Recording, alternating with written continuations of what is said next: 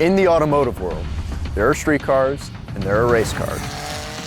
And then there's this, the Acura NSX.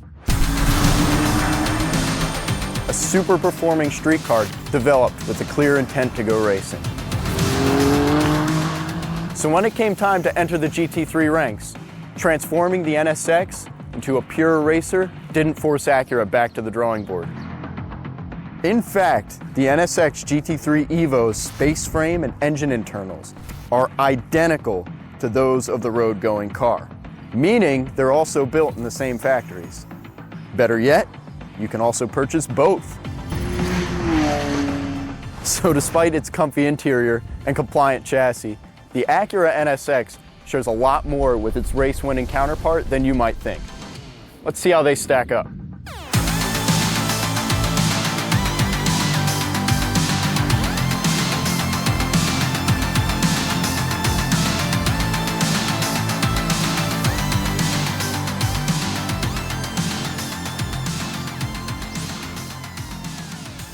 In GT3 racing, our starts are rolling, so launching from a stop isn't exactly a priority. As you can imagine, the NSX's extra torque, 9-speed dual-clutch transmission, all-wheel drive system, and launch control will definitely give it the upper hand in a drag race. So launching the NSX GT3 Evo is quite a bit different than the Acura NSX street car. What I have to do, since I have a hand-operated clutch, is grab that clutch, flip it into gear, and then build up the revs all the way to red line. Once I'm on the rev limiter, I dump this clutch and away we go.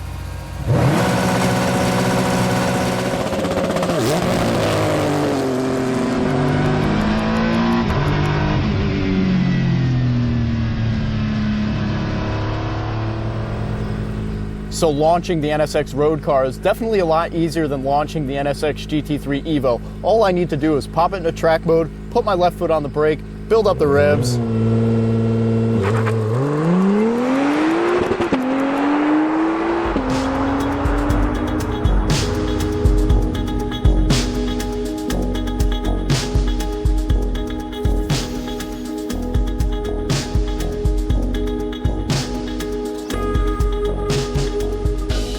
The NSX I'm driving today is fitted with the optional carbon ceramic brake package, which can much better withstand the intense heat of racing conditions.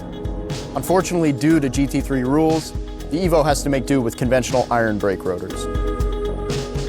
Then again, the GT3 does receive a little more direct airflow to its brakes through these cooling ducts. We have slightly larger front rotors, slightly smaller rear rotors. That size difference really doesn't mean anything. These brakes don't need to last a very long time. Those do.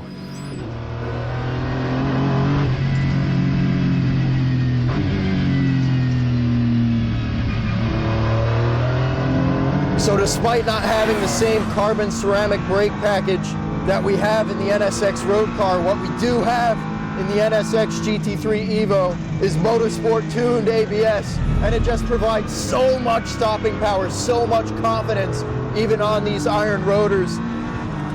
Very much like the road car, we have so much control over the platform, so much control over the balance of the car. But it's really a shame that, as per GT3 regulations, we're not allowed to have those carbon ceramic brakes.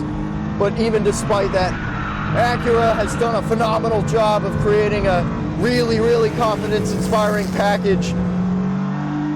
When you put that, along with this bespoke suspension system all together, what we have is a package that's unbelievably difficult to beat.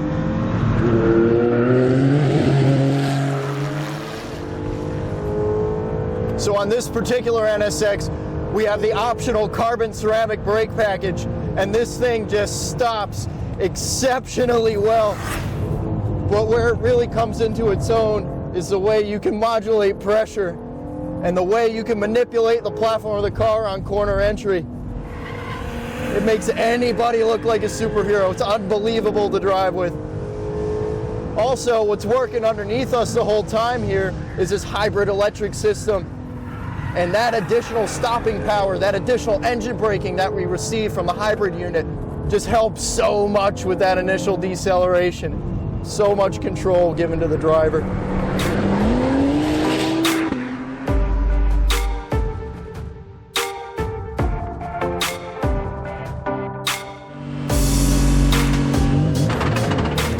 driving a race car, especially at race speed, isn't particularly easy. If it was, I'd be out of a job. From the heat, the noise, not being able to use the bathroom, driving a race car is a physical thing. But as far as GT3 cars go, the NSX is an unbelievably forgiving package to drive. I can be so aggressive with this car. I can attack the corners so hard compared to other cars. It's so drivable, just phenomenal.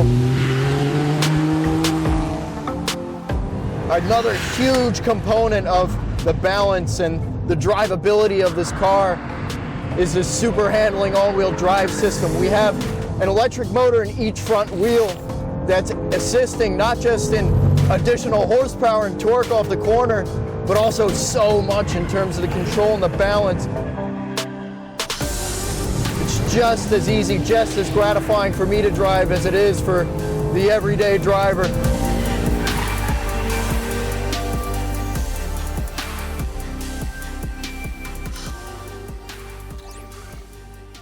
All right, so here's the moment that we've all been waiting for. We're going to compare lap times between the NSX Street Car and the NSX GT3 Evo around a racetrack. Now, obviously, the NSX GT3 Evo is going to be a lot faster than any other road car you're ever going to put around a racetrack.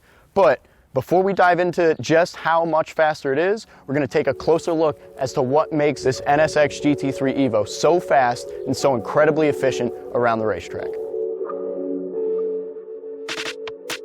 The NSX GT3's curb weight checks in more than 950 pounds less than that of the road-going NSX. It's what happens when you toss out comfy power-assisted seats, an audio system, air conditioning, airbags, glass, well, basically the entire interior, as well as a slew of additional regulatory components required by anything eligible to wear a license plate. Though the NSX's suspension componentry is undoubtedly cutting edge, it still needs to be forgiving enough to soak up potholes, speed bumps, ruts, and generally terrible pavement. On the other hand, the NSX GT3 Evo's bespoke suspension systems are designed exclusively for race circuits.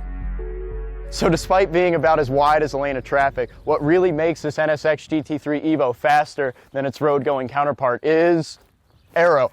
It makes about 500% more downforce than the NSX Street Car. 500%.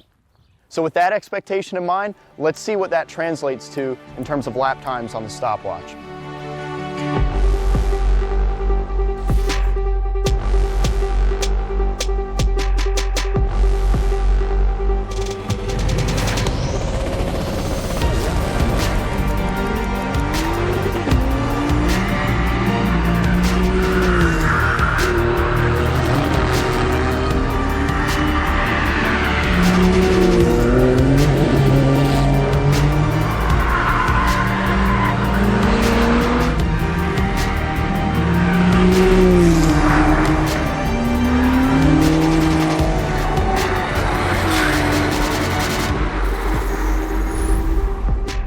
And there we have it, 9.5 seconds, which frankly, comparing a street car to a GT3 car, that's not bad at all. Now, of course, if you really want to, you can strip everything out of that car, put in a cage, bolt on some aero bits, but you're still not going to end up with something nearly as quick as a GT3 car. It won't be road legal, and you can't take it through the drive-thru anyway. Now that we know about that undeniable DNA link between the GT3 and the NSX Street Car, we're going to level the playing field the only way that we know how. A Le Mans start.